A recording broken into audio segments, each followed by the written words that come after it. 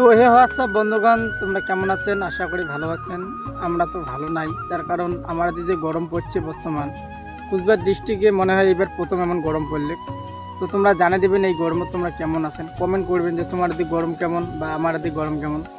মনে করো আর আজকে আর কি হঠাৎ করেই মানে আকাশটা মেঘলা মেঘলা ভাব, মনে হয় তো ঝড়ি আসবে, কিন্তু ঝড়ি তো আর আসলি না। যে গরম পড়ছে দেখো, যে রোদ তোলাইছে, আমরা আর কি নদীর পরে আসি আর কি হাওয়া খাওয়ার ধরছি।